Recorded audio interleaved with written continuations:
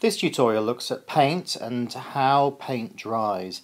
And there's two main types of paint. One on the left here is emulsion paint, and on the right is oil paint. And although they have lots of things in common, they have some essential differences as well.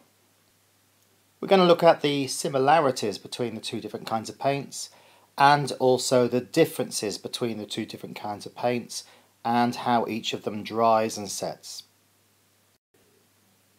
So what has milk got to do with paint? Well, they're both examples of colloids. Colloids are special kinds of mixtures which consist of particles of one substance dispersed through another substance. In milk, the particles of butterfat are spread throughout the liquid, which is mainly water, but they're so small that they never separate out. Similarly, in paint, there are particles of various substances like pigments and binders which don't separate out from the solvent.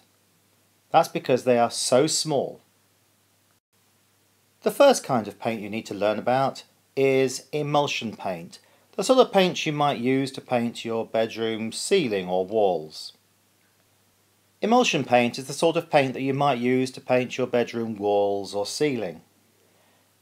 It has a solvent which is normally water, and this thins out the paint and evaporates as the paint dries. Within the solvent there are particles of two other substances. One is the pigment. These are the tiny particles of colour which are spread out throughout that solvent as a colloid. White pigment, for example, is a chemical called titanium dioxide. The second ingredient mixed up with the solvent is a binder, and in the case of emulsion paint, this is PVA monomer. It's dispersed as a colloid as tiny particles throughout the liquid. It's the binder which fixes the pigment to the wall when the solvent evaporates. A second kind of paint is oil-based paint, or gloss paint, such as this. We use this kind of paint for painting things like skirting boards, doors, and garage doors. Again, there are three main components. The first is a solvent, but for gloss paint, the solvent is not water, and that's why you can't wash your brushes from gloss paint in water under the tap. You have to use, for example, white spirit. So the solvent is an aliphatic petroleum solvent or an ester, and just like the other kind of paint, it evaporates as the paint dries. But there are two other components.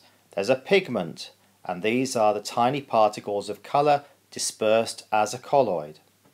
And there's also a binder.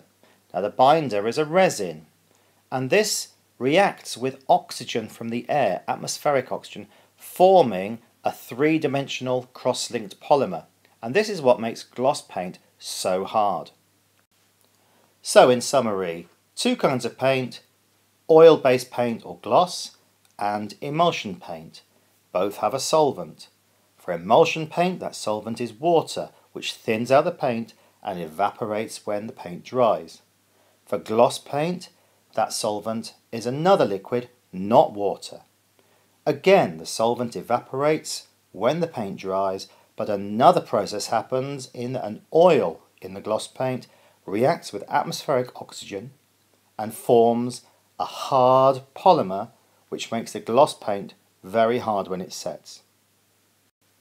These two kinds of paints have different uses around the house. For example, the gloss paint might be used to paint the door, the railings, or the garage door here, whereas the emulsion paint would be used for interior or exterior walls. Here's a past paper question. It's about paints. Paints are made of three types of substance. These types are pigments, a solvent, and a binding medium.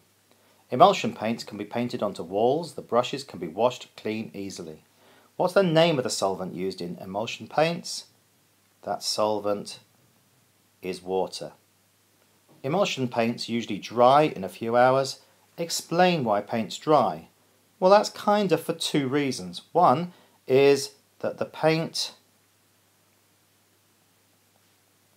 is applied as a thin layer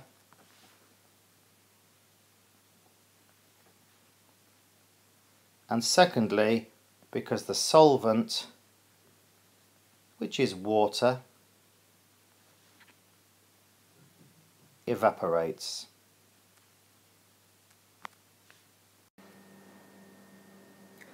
Paints are colloids. Explain what's meant by a colloid. Well, here we might say that particles are dispersed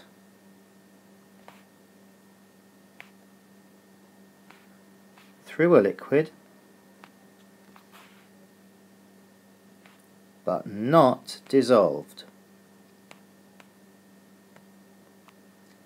Colloids don't separate into their different components. Explain why. Here we might say the particles are so small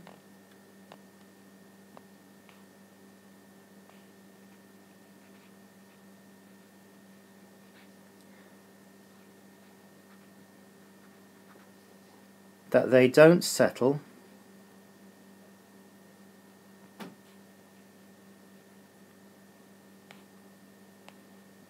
to the bottom.